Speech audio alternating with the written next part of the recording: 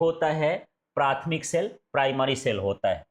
Primary cell वो होता है जिसमें आप एक बार धारा ले लो, दोबारा उपयोग नहीं कर सकते हो, फेंक देते हो, माने बिना चार्ज वाले सेल। जैसे घड़ी में सेल लग गया, रिमोट में सेल लग गया, और भी ऐसे सेल होते हैं जब खत्म हो जाते हैं तो आप इसको फेंक देते हो, बाजार से नया लाते हो। ऐसे सेल क्या कहला गए? प्राथमिक सेल, जिनको पुनः आवेशित नहीं किया जा सकता। ठीक है, ऐसे सेल को हम क्या बोलेंगे?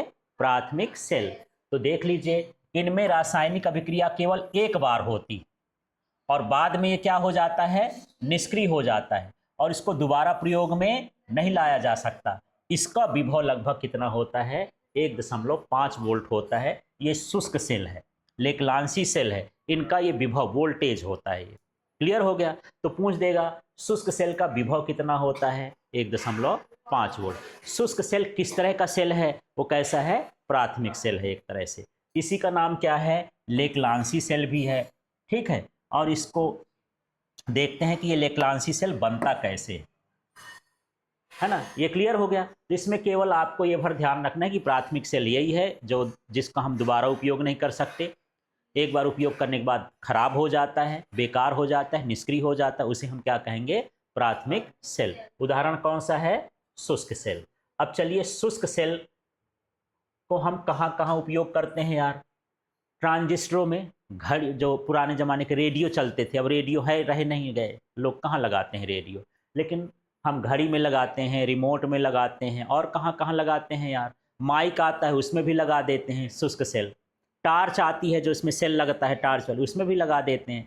तो अभी भी इन सेलों का उपयोग हो रहा है प्राथमिक सेल का, क्योंकि ये सस्ता होता है। भाई चार्ज वाला सेल लेने जाओगे तो 200 300 400 का मिलेगा वही सेल, और बिना चार्ज वाले लेने गए तो 10 रुपए में मिल जाता है छोटा सेल, ज़्यादा से ज़्यादा 20 रुपए का मिलेगा, सस्ता होता है। ठीक है, तो शुष्क सेल को आप देखो, इसकी बनावट कैसी होती है। चित्र देख करके ही सब कुछ आपको बता देना है, आपसे चित्र बनना चाहिए। शुष्क सेल कुछ नहीं है, सिंपल सा मैं दिखा रहा हूँ कैसा सेल होता है। मेरे पास है तो छोटा सा, पर ये काम कर जाएगा। ये भी एक क्या है? शुष्क सेल है। इसको हम खोल दिए हैं, खुला भाग, इसको फाड़ दिए भीतर, तो क्या क्या इसके भीतर निकलता है? जैसे आदमी को चीड़ फाड़ करो तो कुछ कुछ निकलता है अंदर सिस्टम, ऐसे इसके भीतर क्या क्या निकलता है देखो। तो सबसे पहले देखो, इसमें जिंक का एक क्या होता है?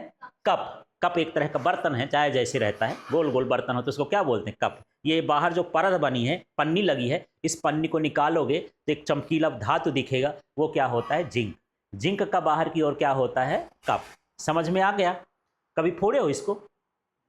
नहीं फोड़े हो? फोड़ लेना, बहुत सारे पुराने पुराने मिलेंगे। हाँ, ये अभी नहीं फोड़ेंगे, चलता है, पुरानी चीज को फोड़ो यार। हाँ, तो इसमें क्या होता है? जिंक का एक कप होता है जो किसका काम करता है? एनोड का काम करता है। ठीक है, इसके अंदर जो है एक है, ये क्या भरा होता है? ये कार्बन का क्या लगा होता है? छड़। और इसके ऊपर लगी होती है पीतल की टोपी। ये देखो, ये जो टोपी दिख रही है, ये है ना, ये टोपी है, इसके नीचे करिया करिया लगा है छड़ जैसे, वो किसका बना है? कार्बन का।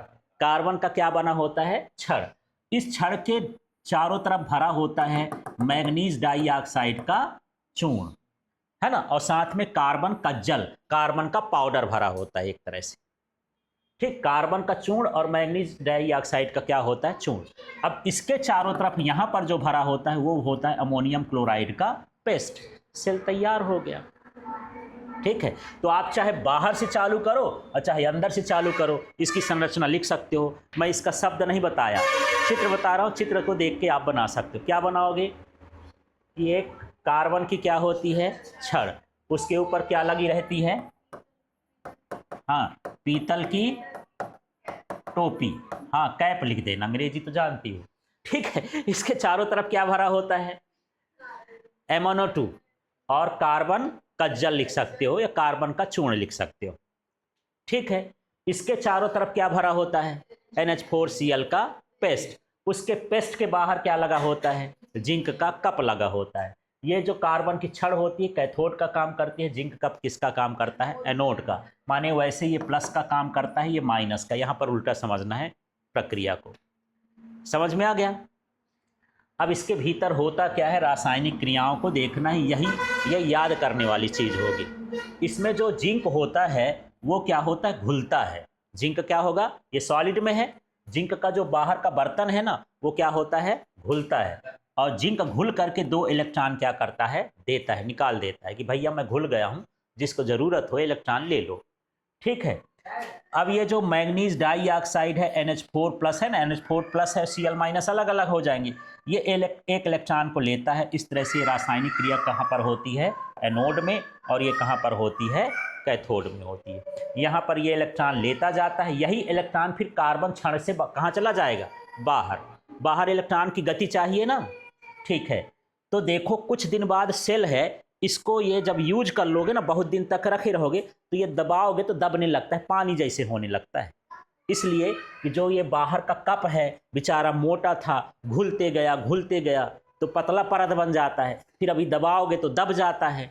ठीक है। तो सेल माने क्या हो गया, खराब। जब जिंक घुलना बंद कर देगा तो सेल क्या हो जाएगा, खराब हो जाएगा। ठीक है। इतना काम आपको करना है।